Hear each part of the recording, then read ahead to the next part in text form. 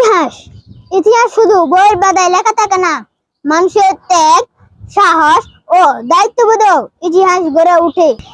যে জাতি তার ইতিহাস থেকে শিক্ষা নেয়, সে জাতি সুন্দর ভবিষ্যৎ নির্মাণ করতে পারে।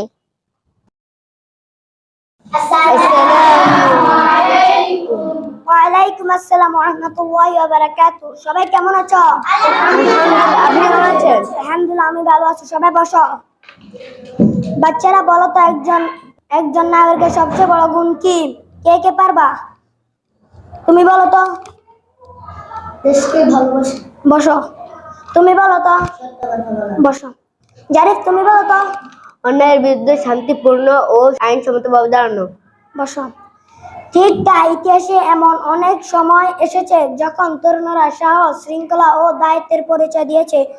তবে মনে রেখো, দেশের সম্পদ রক্ষা করা, মানুষের জীবনকে মূল্য দেওয়া এবং শান্তি বজায় রাখাও সমান গুরুত্বপূর্ণ। চলো আমরা শপথ করি। সবাই দাঁড়াও, এভাবে করো। আমরা সত্য, ন্যায়, শৃঙ্খলা, মানবিকতার পথে চলবো, দেশকে ভালোবাসবো, আইন মেনে চলবো, শিক্ষিত, সৎ, দায়িত্বশীল নাগরিক হবো, শহীদদের আত্মত্যাগ থেকে শিক্ষা নিয়ে একটি সুন্দর বাংলাদেশ গড়ে তুলবো, ইনশাআল্লাহ। সবাই বসো।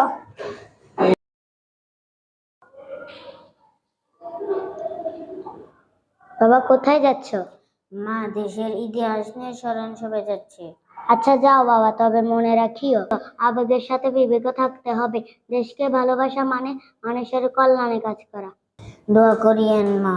আল্লাহ হাফেজ।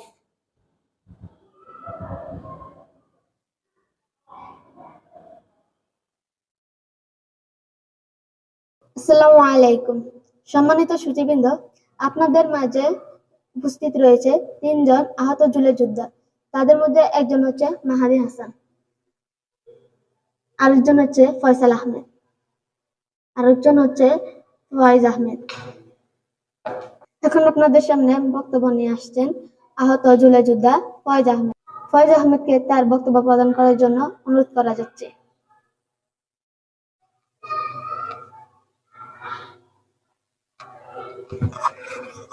আসসালামু আলাইকুম।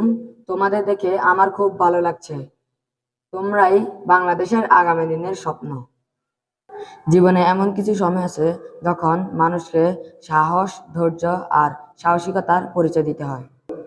আমি চাই তোমরা ইতিহাস জানো, ইতিহাস থেকে ভালো শিক্ষা গ্রহণ করো, মন দিয়ে পড়াশোনা করো, বাবা মাকে সম্মান করো, শিক্ষকের কথা মেনে চলো, সদা সর্বদা সত্য কথা বলো। মনে রেখো, দেশকে ভালোবাসা মানে শুধু মুখে বলা নয়, নিজের কাজের মাধ্যমে দেশকে ভালোবাসতে হয়। বিদ্যালয় পরিষ্কার রাখা, গাছ লাগানো, অন্যকে সাহায্য করা, দেশের সম্পদ রক্ষা করা দেশপ্রেমেরই অংশ। আমি বিশ্বাস করি তোমাদের মধ্য থেকেই একদিন ভালো ডাক্তার, বিজ্ঞানী, প্রকৌশলী, আলেম, শিক্ষক ও সৎ নেতা তৈরি হবে। তোমরাই একদিন একটি সুন্দর, শান্তিপূর্ণ ও সমৃদ্ধ বাংলাদেশ গড়বে, ইনশাআল্লাহ।